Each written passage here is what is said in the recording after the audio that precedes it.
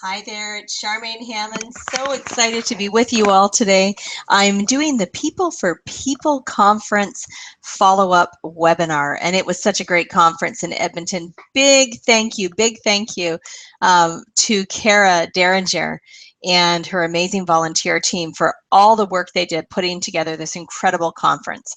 So welcome, welcome. You might be listening to the download later, and I appreciate you all being here. We've got a busy agenda today. We're going to be talking about team charters, how to do review and learn processes, and also some different strategies that you can use with your clients after you've done a facilitation or a team building, even a mediation, a dispute resolution process to really help them heal the corporate culture. That was what I spoke about in Edmonton at the People for People conference, was healing the corporate culture. Let's dive in. Team charters. You might remember that I talked about a team charter, and a team charter is really an agreement about how people on a team are going to work together. So it's a pretty big topic, isn't it? How they're going to work together. That could include items like how the team's going to communicate, how the team will make decisions, how the team will resolve bumpy spots or clunky areas in their team, how they work through issues, how the team provides feedback to one another, how the team strives to be resilient, how the team keeps up their motivation, their synergy, their energy together. So a team charter is, the beautiful part of a team charter is that the team creates a team charter. So it's not a top-down or a bottom-up. It's really an agreement that the team completes together. Now, the best way to do a team charter, in all honesty, is to have somebody facilitate it for you. And it's even better to have somebody facilitate it that's not on your team. That's really critical. When a leader facilitates their team charter, so a manager, a supervisor facilitates their own team, the challenge with that is that it very quickly starts to feel like a top-down driven process. And the synergy, the excitement to participate, and ultimately the commitment to the agreement goes way down because people feel like it's being pushed upon them instead of something that they're creating together. When you create things together, there's a much higher chance of people being totally committed and inspired to live up to what they agreed to because they created it themselves. So the accountability factor goes way up. Now let's talk about a team charter and how to facilitate that. Typically what I've done when I facilitate team charter processes is I bring the team together and we first of all talk about the goals of the team charter. I explain what a team charter is so that people really understand it. It's different than their collective agreement. It certainly would support it and it can't contravene it, but it's not a collective agreement. It's not an employment contract. It's really a structure that the team has put together around how they work together better. And it includes all of their input. And at the end of the day, they all agree to what they've created and crafted together. And then what I do is I actually set some terms of how we work together for that day, for that process. I set terms, and I call them courtesies, actually, not ground rules, because you know ground rules are made to be broken. So I call them courtesies. And what I love about the word courtesies is that it's the courtesy that we extend to each other because we were on a team together. Some of the courtesies that I use when I facilitate these processes include things like having everybody have the opportunity to share their input without interruption or criticism, being able to finish their thoughts, to speak with respect to one another, to speak really in a way that we can hear each other so that there isn't judgment or blame or sort of bringing up past issues in a way that is insulting to someone. Certainly bringing up past issues as an example of how the team wants to move forward or not have that situation replay itself again, that can be useful. But often what happens is when we create team charters, it actually brings up old issues. And so we carefully navigate around those conversations. That's why one of the great I guess the great opportunities for mediators and dispute resolution experts is that you're already so skilled at navigating people through these difficult conversations. You'll be very useful to the team when they are creating a team charter because there's going to be bumpy spots and there's going to be conversations that need to happen to actually create the team charter. Once we've talked about the courtesies, I also look at ways that I can get the team involved. So, because what's going to happen if they're involved in the process, they actually take those skills back to the workplace. Here's a few ways that I get team members involved. I'll often have one of the team members helping me with be the scribe. So I have two flip charts, not one. And I have one that I'm taking my own notes on, which is really my tracking, my summary of the meeting, and items that I really want to make sure go in the notes. Sometimes when you have somebody from the team tracking notes, what they track is very different than what you track as a facilitator. So I might have somebody track notes for maybe 15 minutes to half an hour. Then I thank them and then ask somebody else to jump in. And what happens is it creates a real sense of ownership because they're physically involved in the process. Some of the other things I do, little things of getting people involved. When there's handouts, we're handing out sticky notes or flip chart papers or activity sheets. Again, I get a volunteer to help me with handing that out. Everything we do to give the team ownership over this process is really critical. And you might be thinking, well, how does handing out markers and sticky notes give them ownership? Well, again, it's putting responsibility back on the team. Instead of you constantly being in the lead as a facilitator, those involvement opportunities are putting ownership back onto the team. Another thing that I do is I get people to give recaps. So about every 20 minutes or every half an hour, I say, let's just take a check-in here. Can I get a couple of you to just recap what we've covered so far? What's the Coles note, the Reader's Digest version of where we have got to so far? And they'll just stand up and give a real quick summary. Again, this is the team paraphrasing back to one another what they've heard, what they've noticed, and where they're at instead of the facilitator. Now, as a facilitator, obviously, you're going to move in and capture anything that you think is critical that has been missed. You might write that on your flip chart or ask another volunteer, could you just make a note of that for us so we don't forget? But those are really valuable ways to keep the team engaged and also to really ultimately give them ownership. Notice that I didn't ask the leader to give a recap yet. I really want to get the team members involved in every way possible. And then I'll also circle back and ask the leader, what are you hearing right now? And they'll share their perspective. And sometimes you'll actually hear a really different understanding of what's gone on and where they've got to so far. And this is really important so that we get everyone engaged and everyone's viewpoints being heard. Now, with a team charter, I typically have an agenda, I guess you could call it, of some of the typical items that go into a team charter, such as how we work together, what our vision for our team is. Now, this is something to be careful. Make sure that you're really clear that this is a vision for a team, not a vision for the company, because likely that company, that government department, that nonprofit, whoever it is that you're working with, they already have a company or organization mission, vision, and values. And we're not changing that. We're not creating something new. It's really around the vision of how this team works together. Let me see if I can pull a couple of examples from teams I've worked with. One group was a municipality, and their vision for their team, which is completely different from the mission of the organization as a whole, but their vision for their team was something like, this is not the exact words, but something like a team that works together, supports one another, gets through the good times and the tough times together. We work better together, and something like that, really simple. Another team that I worked with, their vision was more like, we are a team inspired, creative, together, solving the ...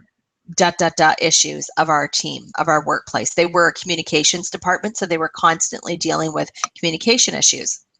Another group just said 3 words: inspired, respectful, and successful. So again, it's going to be what the team creates, something that's powerful and meaningful to them. I would suggest if a team starts creating a vision that's this big, I would really facilitate them in chunking it down, because it needs to be something that people can talk about later, needs to be something that's relatable, and it needs to be something that can be shared easily. So the team charter has the agenda. Some of the other items that go on the agenda that I facilitate the conversations around are, how are we going to resolve problems? How are you as a team going to resolve problems? That could be challenges, differences in opinion, conflict, different perspectives on how a project should be managed. And these are really important because the team charter gets the day-to-day, the nitty-gritty parts of working together better. So if you help them figure out how they can handle those details that constantly they find themselves bumping up against in the workplace, what you'll find is a team that holds themselves accountable and holds each other accountable and ultimately works together better. So when I'm helping a team look at what are the issues that we need to explore in this team charter to figure out how we work together better, I usually take them through a couple of exercises. I always take them through a strengths exercise, and I put the strengths in the notes. I put this in their team charter. And I've actually done things like created Wordle documents. Have you ever seen a Wordle? It's a picture with a bunch of words, and it looks like a cool, funky diagram. Well, I put all the words, all the strengths that they brainstorm. And again, I might be leading the conversation, facilitating it, but I've got a couple of people taking notes on flip charts. And then we can create that Wordle right there. All I do is type those into a Word doc, copy and paste them into a Wordle, and boom, that fast it creates a graphic image, which is really cool because then you can put that image up on a screen. You can just send it to somebody to print right away. You can give them each a copy. And when they're sitting there with their strengths in front of them, it's extremely empowering. One of my client groups actually shrunk the Wordle down and they put it on tent cards. They basically folded a piece of 8.5 by 11. And on one side of the tent card, they had the Wordle, which is all of their strengths. And on the other side, they had mini points from the team charter they created.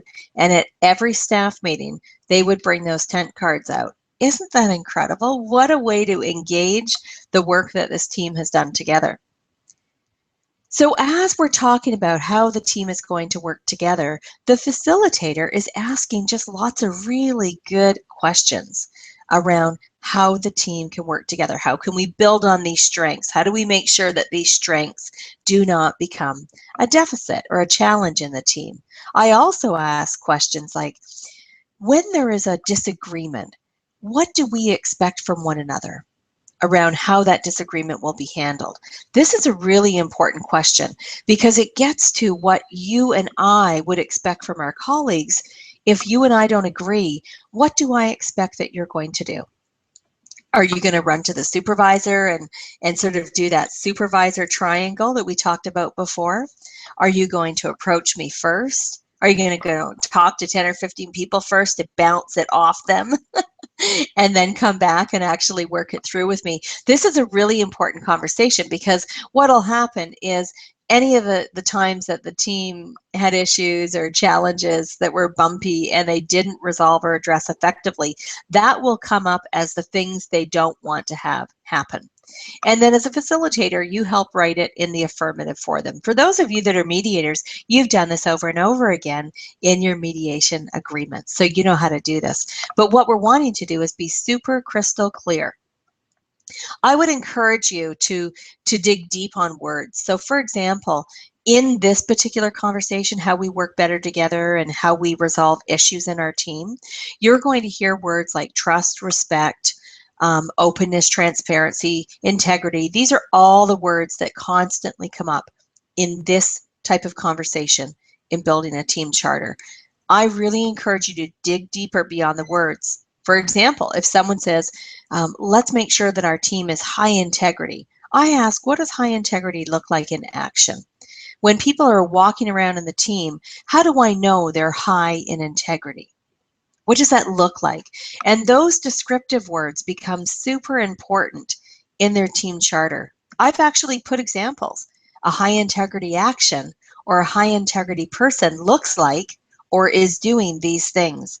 And it's sort of the reminder to themselves about what that means, because as you know, a word like integrity has many different definitions based on the person who's using the word. Same deal with the word respect, right?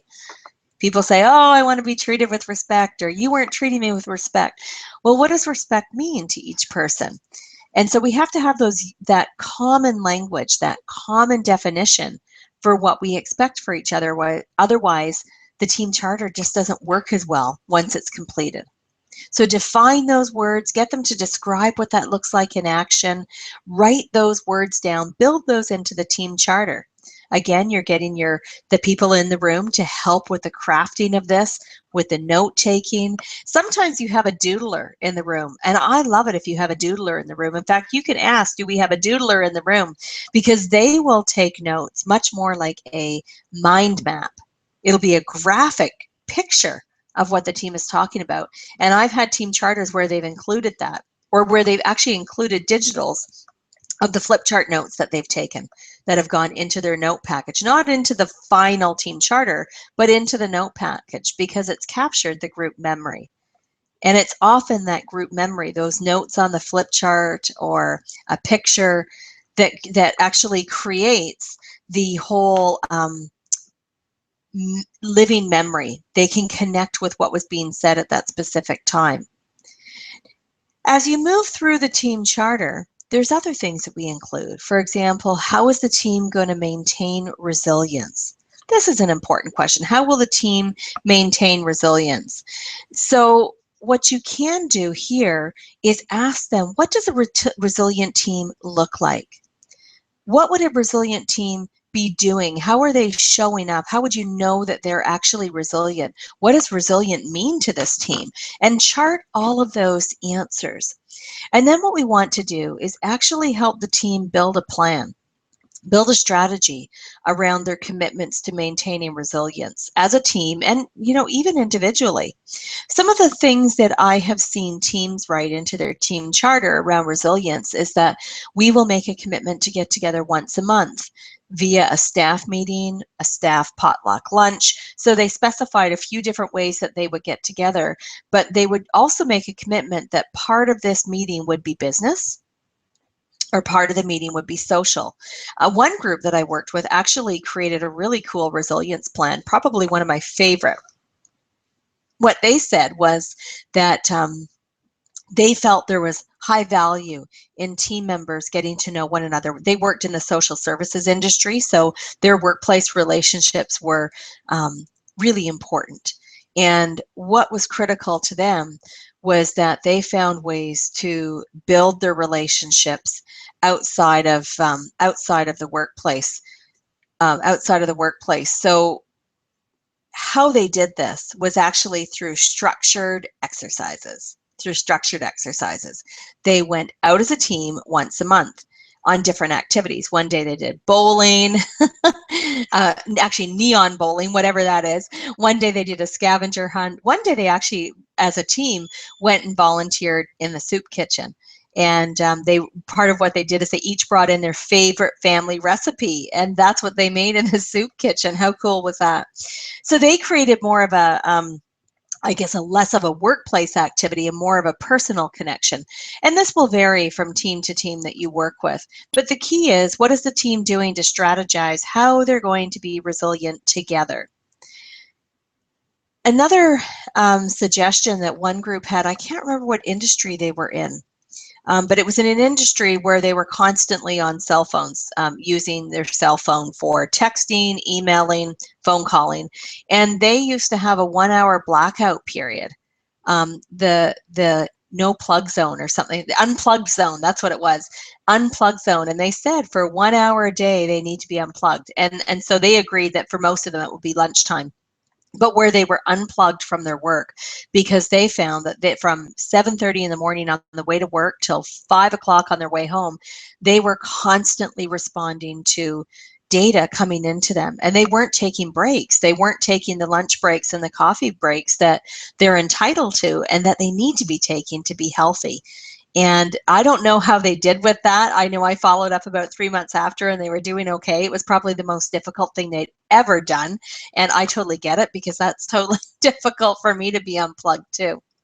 So as you can see with the team charter, you're working through essentially, how do we work better together? The team builds this together, and then you want to create a synthesized document, something that's manageable, because this could be 20 pages of notes. We've got to just sum this up. Again, great opportunity for the team to do this. You can do this in breakout exercises, having them each work on a different section of the team charter, coming back and presenting it, and having the team wordsmith so that it really lands for them. One of the teams that I worked with, probably my favorite process, it was a municipal government office, actually one department in a municipality. They took their team charter and they condensed it into sort of a framed one-pager that highlighted their 15 agreements to each other. And each of them signed it, and it still remains in their waiting room many, many years later, which is really cool. So I love the fact that they're still using that agreement, and it's part of their orientation program now, which I think is really valuable, because that means that new members who onboard to a team are able to jump in and be part of the team in every way possible.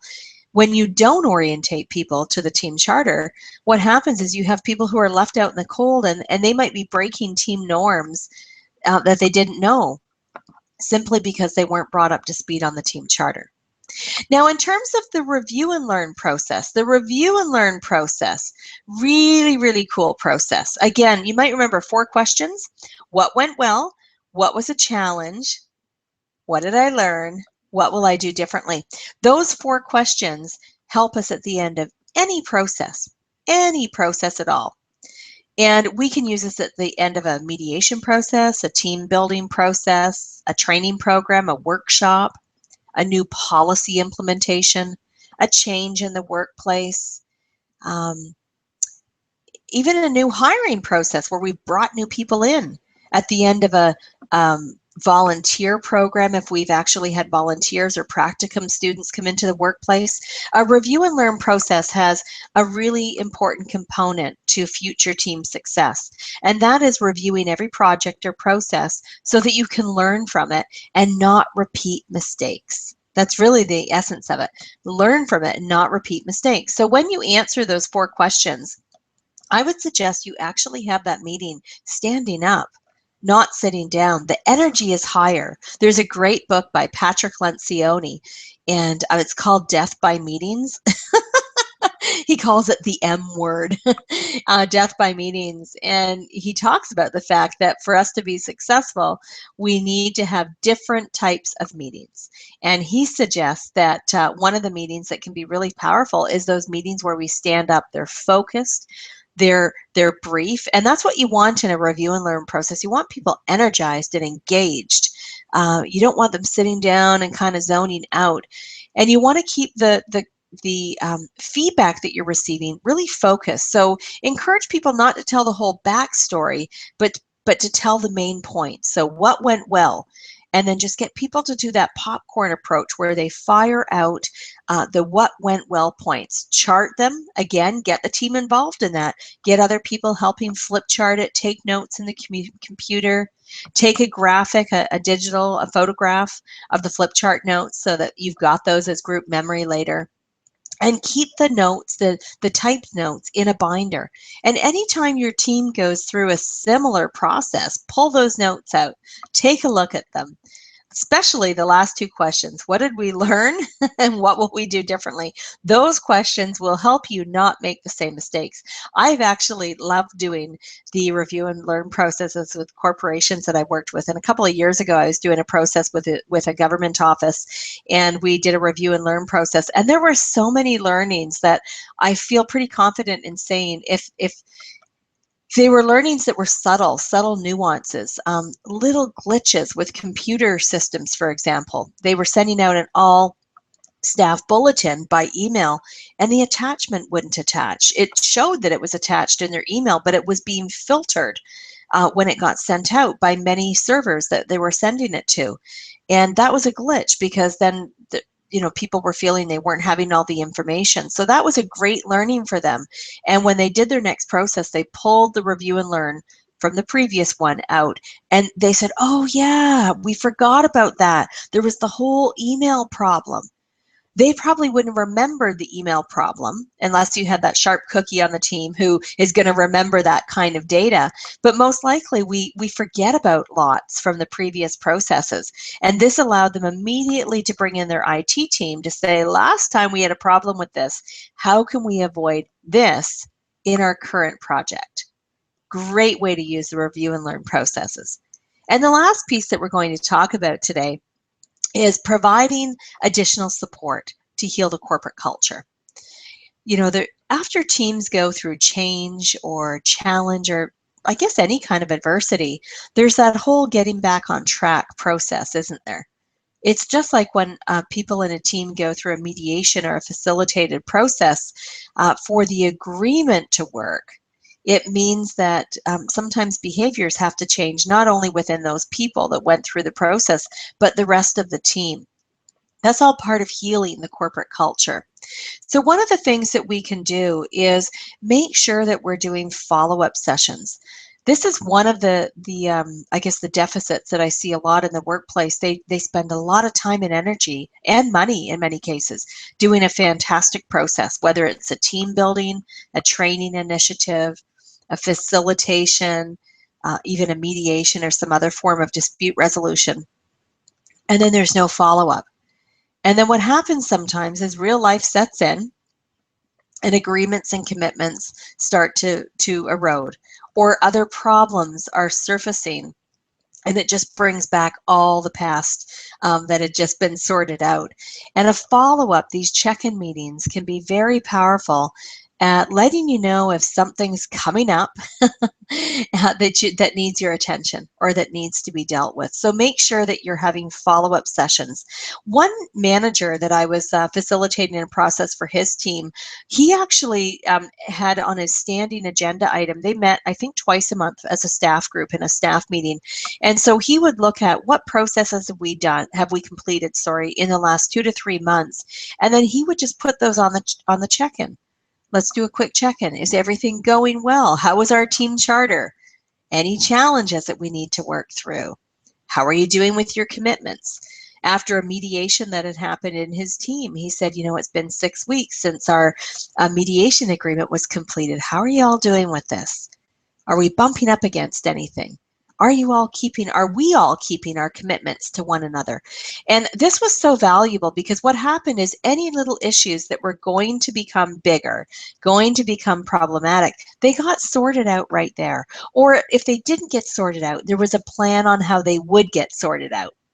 For example, he had asked, they had done a team building process, and there were a couple of not conflicts, just issues that needed to be worked on. And basically they put them in the parking lot. They just simply ran out of time. So they had a parking lot, and parking lot is a bad word in many organizations because it basically means this big dark hole that issues that don't get on the table get parked in there and never get brought up again. He wanted to make sure that that kind of parking lot didn't happen in his team. So he put these as standing agenda items on his team meeting. And what I loved about it is it just created a lot of transparency and authenticity. More importantly, I think what happened on a more subtle or a nuanced kind of a level is that it made it okay for people to constantly be addressing stuff that was getting in the way. And their ability to deal with conflict and not be so rattled by it really, really improved.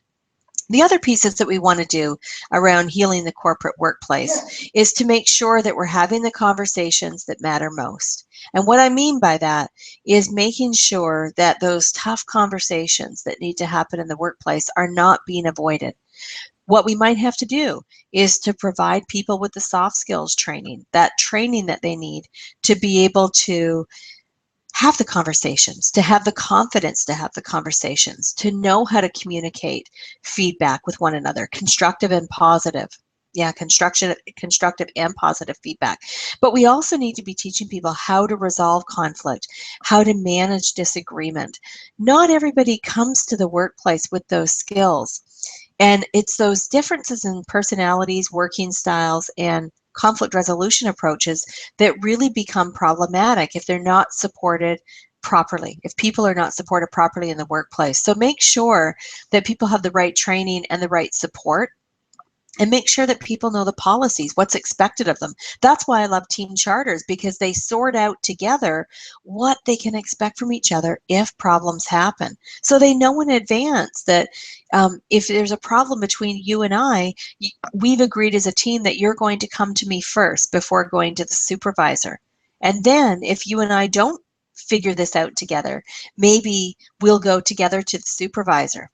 And if you or I went against that, you or I would hold each other accountable and say, hey, that wasn't what we agreed in our charter. We agreed that we were going to go to each other first. Those charters and providing people with the skills and training to make those charters work is absolutely essential, coupled with follow-up, coupled with support. Now, one other final strategy that I want to share with you is the importance of coaching and mentoring. A lot of times in the workplace, and I love workplaces that have now built coaching and mentoring into their employee benefits or into their employee recognition programs as a form of development. I've worked with a lot of, more of them are bigger companies, but I have 2 nonprofit clients that have hired me to do mentoring with their leadership team. So I have worked one-to-one with all of their leaders over the course of a year. Each of them had a block of hours. Some had 12, some had 15, some had 8 hours of one-to-one mentoring with me. And it was their opportunity to work with me to help them advance their skills, and each of them had very different goals. One of the staff really wanted to learn how to be great doing presentations and media. He had to do a lot of media work and a lot of presentations. He's excellent in the work he does with children and families, but he was nervous to be on media and nervous to write articles, and what if he said something wrong? So part of what I was doing with the mentoring is helping him build those presentation skills and media skills. Another staff really wanted to learn more about time management and resilience, so I worked with her on that. And if you can offer this kind of support to people, there's a couple things that will happen. You'll retain your staff. They're feeling supported, that their program is very personalized to them. You're going to see huge benefits in the organization because you have staff who are constantly growing with you instead of with some other company. Because this is what happens. Staff often reach a level in their own organization where they feel they can't cross that next barrier, or maybe there is no other promotional opportunities there. But if you continue growing their skills, often the staff will commit to growing with you instead of growing with another organization. So it really is a valuable retention strategy. So that's what we wanted to cover in today's webinar. We are having a quick touch base on October 25th because I know we had some technical issues, so I want to be able to capture on the 25th at, what time is that? 12:15 PST, which is 1:15 Mountain Standard Time. So I will send an invite out to all of you to join us on that part of the conversation. And here's something that might be helpful to you. If you've got questions related to these topics or related to what we talked about at the People for People conference, I would love for you to email them. Email them to Charmaine@charmainehammond.com. What I will do is make sure that those questions are raised on the next webinar.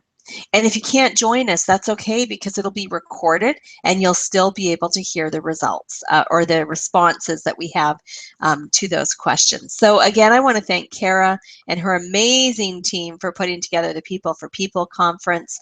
I'll see you all on October 25th, and thank you for joining us today. Charmaine Hammond, and thanks again.